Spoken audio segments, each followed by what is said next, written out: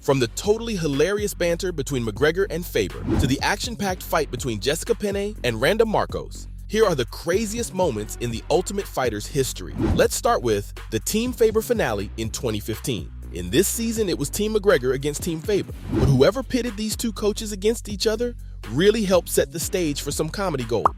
Whenever the two of them exchanged words, they were mostly insults, but you couldn't help but let out a little chuckle. McGregor's fashion was not what Faber expected, and so one time he called Conor Irish cotton candy.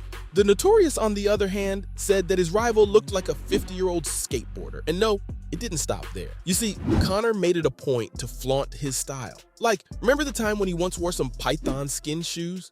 Obviously, Faber tried to troll him for it, so McGregor retorted that he was wearing something Uriah wouldn't even be able to afford. Also, this constant back and forth gave the world one of TV's greatest lines.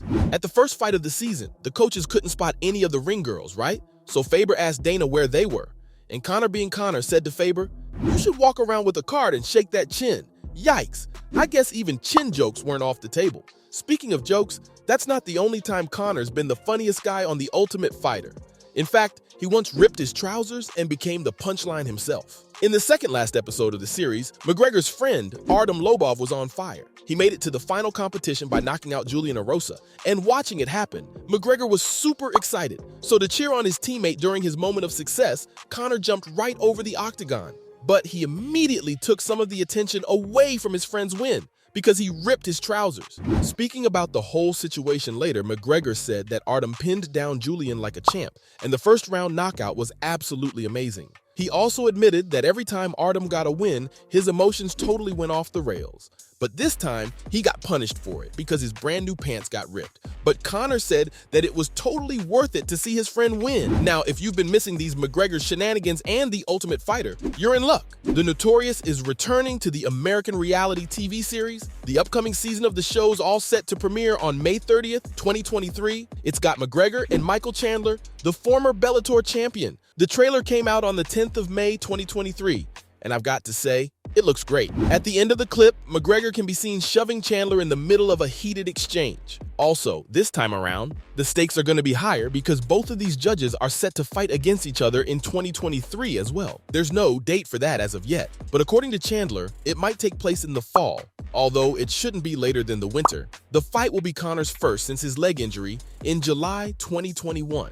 But here's where things get a little tricky for the Fighting Irish. You see, McGregor has been missing from the U.S. anti-doping agency's testing pool, and to be able to compete in the UFC, fighters need to be in it for at least 6 months, with 0 positive results during that duration. Now, I hope the Notorious gets all that sorted out ASAP, because the Ultimate Fighter pairing for Season 31 sounds awesome. Now, while there's a bit of waiting to do for the upcoming season, let's take a look at some more of the Ultimate Fighter's crazy moments. Now, who can forget the time that Tony Ferguson got drunk in Season 14? Not me. You see, when Tony first came onto the show, he became an instant fan favorite. The show also introduced Charlie Rader, who wasn't that well known at the time, and had actually decided to go into fighting so he could earn some cash and contest the custody of his kid.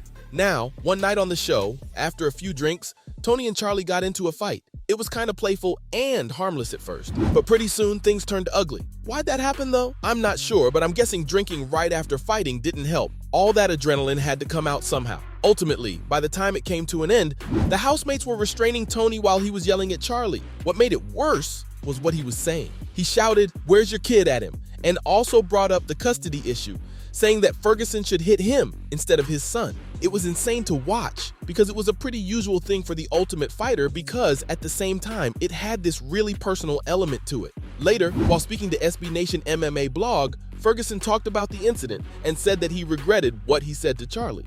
Of course, this season wasn't short on remarkable moments either. The final fight between Diego Brandao and Dennis Bermudez was insane too. After this showdown, Brandao became the first featherweight fighter in history to win a season of The Ultimate Fighter, and the match gave the audience one of the most exciting single-round fights ever. Brandao landed an armbar on his opponent, and Bermudez forced the tap. The submission was totally crazy because Brandao had caught a huge punch just seconds before it happened, and Bermudez was looking like he was just about to win. After it was over, Bermudez's arm seemed to look like it was broken, but the drama of the fight was amazing. Because you see, everybody was a bit scared of Brandao because he'd been totally brutal in competition all through the season, but he sure went toe-to-toe with Bermudez. The sort of skill the audience saw was what the whole thing was all about in the first place. Although, on the other hand, some fights in The Ultimate Fighter weren't noble at all, like Josh Koscheck fighting a male nurse, for instance. Even though the 12th season had some pretty great action, this still makes it to the highlights. In one of his not-so-great moments, Koscheck, one of the coaches, chose mild physical violence against Brad Tate, who was the medic for Team George St. Pierre. When Dane Sayers from Team GSP intervened to cool things down, Koscheck put his hand on his face. It was pretty shocking to watch it all. The disagreement with Tate happened because Koscheck had been calling him a male nurse for days, which came off as disrespectful. Of course, he fired back almost instantly and said that the only thing Koscheck could do better than St. Pierre was fake a knee. This comment seemed to be the last straw, and Koscheck put his hands on Tate's throat, which the Sayers incident followed, and GSP watched it all from afar, very calmly. Koscheck did apologize, but then he blamed the Canadian for Tate's trash talk and said that Tate was on the show only to get under his skin. That reminds me, remember Chael Sonnen's "I can't let you get close" moment? On Sonnen's second time on the show, he was surprisingly professional. But unfortunately, his attempt to remain civil didn't really work out. In one episode, he asked Silva if the two of them could talk because Chael wanted to be able to say hello or good morning to him. Silva's response? Well, he wanted nothing to do with his rival coach and said that he hated Sonnen and didn't even want to like him. Sonnen took that well too and responded that he just wanted to know the date of their fight. Silva turned all shades of red and said, "Now?" I mean, you could literally see the vein in his temple. Sonnen wasn't leaning into it and said that he was just talking. But then Silva faked a slap at Chael's head. At this point, the American gangster asked Vanderlei to stop. He then added, "I can't let you get close." And everyone saw what happened next.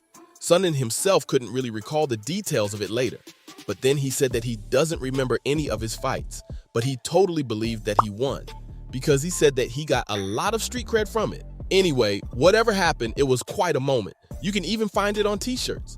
But here's another great fight, Jessica Penne versus Randa Markos. At the Ultimate Fighter finale, these two started the fight with explosive action. Markos got scratched 30 seconds into it because the pair landed on the canvas, and so began their whole cat and mouse situation. Round 2 had them mostly on their feet, with Markos actively countering Penne, but they again ended up on the canvas, with Penne on higher ground. Round 3 continued similarly, with Markos doing great in the first half while the two were standing, but once Penne got her on the deck, Markos remained there for most of the time. One judge called it 29-28 for Penne, and another had it 29-28 for Markos, but the final tally was 30-27, and of course Penne had taken it home. So, from the action-packed fight between Jessica Penne and Randa Markos to the totally hilarious banter between McGregor and Faber, those were the craziest moments in the Ultimate Fighter history.